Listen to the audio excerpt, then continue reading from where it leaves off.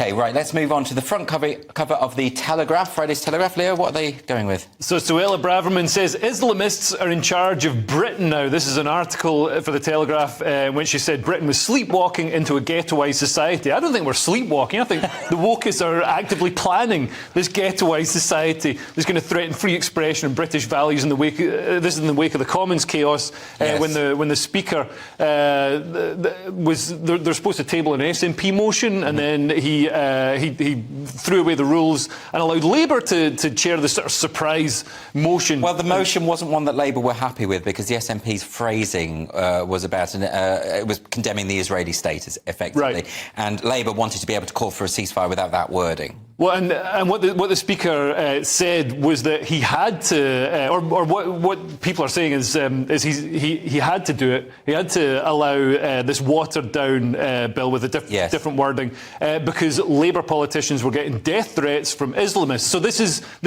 political oppression in the United Kingdom. It's Islamists threatening politicians, and we've seen these are real threats. David Amess was killed by an Islamist. We've seen lots of other politicians. I think Mike Freer had to stand down. Other politicians have said their families have been threatened, their wives have been threatened with rape. It's absolutely, abhorrent stuff. So we're not clear at the moment. Some people have suggested that Keir Starmer had urged Lindsay Hoyle to make this decision to protect the MPs, to protect his MPs, to stop a rebellion of his MPs against him, and that would be the leader of the opposition putting pressure on the Speaker, who's meant to be impartial. That would be scandalous enough. But Lindsay Hoyle did explicitly say, what we do know is he did say that he was very, very worried about the security of MPs. So what you've just been saying, Leo, I think seems pretty definite, that he thinks there are an activist contingent that are threatening MPs and will carry out those threats, and therefore he has to throw out the Commons Convention, the Convention of the House. That to me is very frightening, because what that means is our democracy is effectively capitulating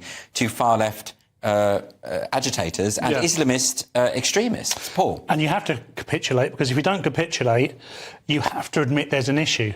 And that's a massive problem for a lot of people in the House, even on both sides. I mean, Andrew Percy, who was on the channel earlier on today, he spoke out today, and it was that led Lindsay Hoyle. No relation to me. No relation at all.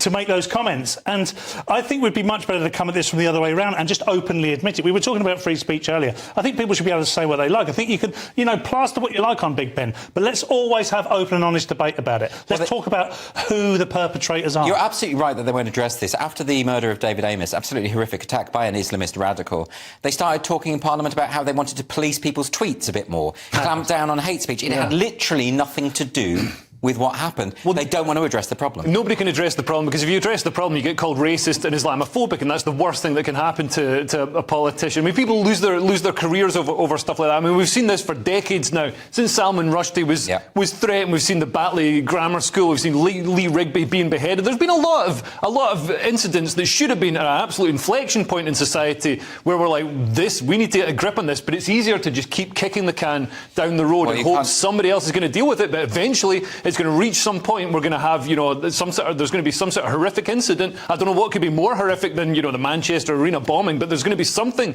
horrific that's going to force the government's hand. I think at some point you're right. They're going to have to deal with it, aren't they? Now, also on the front cover of the Telegraph, we have this picture of the Russian soldier. What's this article about? Yeah, so this is about Avdiivka has fallen in Ukraine. This is a Ukrainian soldier saying, I have the Russian soldiers in my sights, but no shells to fire at them. And this is pretty devastating. So America's been unable to pass this bill to provide aid to Ukraine. People think that, this money's getting sent to Ukraine. They don't get the money. The money gets spent in America, or money that we donate gets spent in the UK and gets spent on munitions, either to replace the old munitions that we've given to Ukraine, or to build or to create new ones. And Russia obviously doesn't have this problem. Vladimir Putin, he's ramped up manufacturing of his arms. He's really got this war economy going, and we're at this critical point where Ukraine is actually destroying so many vehicles, so many Russian tanks. In the war of attrition, they're really winning. It's about 5-1 in terms of